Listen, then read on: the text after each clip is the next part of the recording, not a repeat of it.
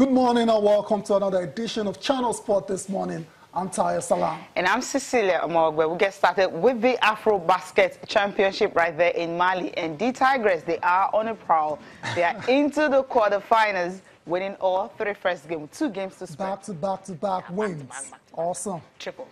Okay. Also on the program, the title chase for MPFL continue. Plateau United drop a point. 3 points, yeah. That's what they dropped. 3 points. Then MFM got 3 points. Wow. So he's on. 3 points gap now. That's all it is between Plateau United and MFM. Also on the show this time, let's talk tennis. And, okay, now, we're not talking tennis now. Let's talk the Super Eagles of Nigeria. That's the home-based Eagles. They picked the ticket to next year's African Nations Championship with a 2-0 win over Benin Republic. That match was played in Kano. The Eagles have safely landed in Kenya, although there was a bit of turbulence on the way, but they landed. That's all that really matters. Tickets in the bag for Nigeria. So we'll be going to the next champ. Yeah, we didn't have a choice.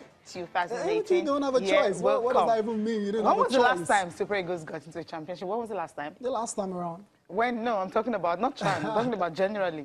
Okay. We missed out. You know what I mean?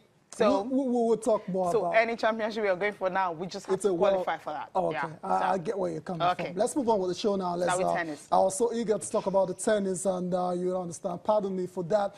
We'll start with the Cincinnati Masters. Cecilia, the final, not the final, a lot of pundits expected because when you had Rafael Nadal in the draw, new world number one, you expected him. Right now, you expected him to actually, just lay down a marker. And, okay, I'm the world number one now by winning this title. It wasn't meant to be because Nick Kyrgios beat him in the previous round, in the quarterfinal. So it was Nick Kyrgios versus Grigor Dimitrov. Dimitrov has been on the scene now for a couple of years now. He was supposed to be Roger Federer in waiting. It's safe to say he hasn't lived up to expectations. But in his biggest match of his life, of his career, he came up with the goods. He came up trump with a very, very convincing victory in straight sets over Nick Kyrgios, Cecilia. So that's the win there for Grigor Dimitrov. Perhaps he might actually go on to bigger things from here. Yeah, he had to toil all through his career. You talked about the fact that he hasn't really been having it big.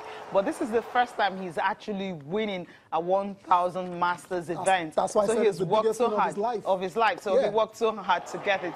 And I was actually gunning for Nick Kyrgios. I wanted him to get it because he's the youngest player to get to the final since Novak Djokovic in 2009. And he's just 22. So I felt, okay, it's going to be a bigger one for Nick Kyrgios, judging from the fact that he's been having some of the court and on-court incidents and all, but he just couldn't nick it because his unforced errors just came to play. That was the ugly thing he had all through the game, and Dimitrov had to take advantage of that. Yeah, exactly. That's what he did. I mean, Dimitrov, very good player. World number 11. He's 26 now, so he's no longer a youngster. This is the time for him to start winning, and he's done just that at the Cincinnati Masters final. And like I said, Nick Kyrgios on the day was a bit actually, it wasn't a bit, it was a lot careless because 31 unforced errors. That's what he committed on the day. And when you have those amounts of unforced errors in the final, and you're playing against a quality opponent like Grigor Dimitrov,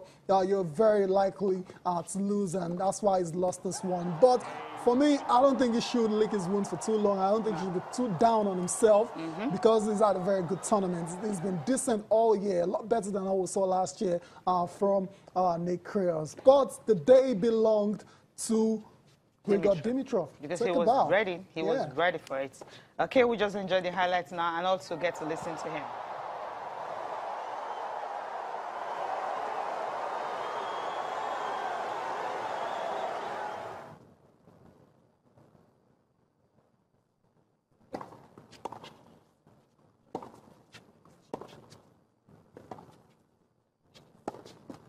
Again, 7-match Dimitrov.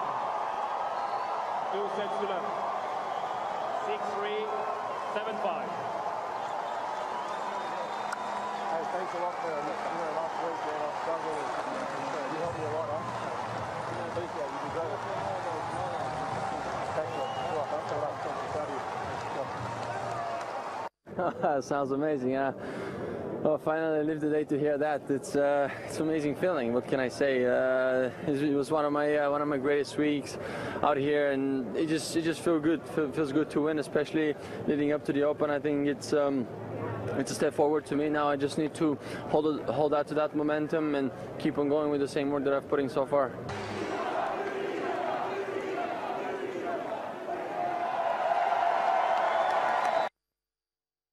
All right, that's a beautiful one coming from Grigor Dimitrov. You have to rest a little bit now, then get ready for the big one. The U.S. Open is starting on the 28th. Yeah, I mean, next week, Monday. Yeah, it's just upon us. And you would have to say, as a winner of the Cincinnati Masters, it goes, based on momentum alone, it goes in as one of the favorites. And because check out the other guys. Rafael Nadal has been very inconsistent since winning the French Open.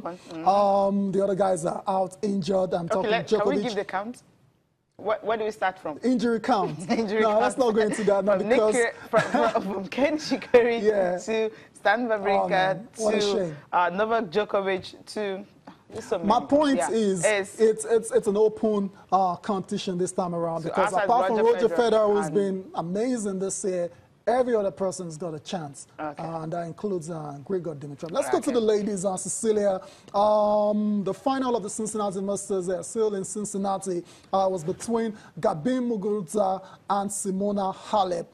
This one, Cecilia, you're a bit disappointed because Simona Halep had all the reasons in this world to actually win this game. Apart from winning the title, a win would have actually seen her become world #1, taking over from Carolina Pliskova. But it wasn't meant to be. She totally crumbled. 6-1, 6 loss. She lost her game. How do you lose the final 6-1, 6 loss? Yeah, and how do you lose the final 20 unforced errors also? And how do you lose a final when you know you have 2 things to gain? Get to win this tournament and also become world #1. She's just 5 points behind Pliskova, who is the world #1. The ranking right now out, so she is still #2. And Muguruza moved to 3rd. Missed opportunity. I mean, 2 things you needed to do. Win it, and of course, become world #1. I don't know what her motivation was on the day.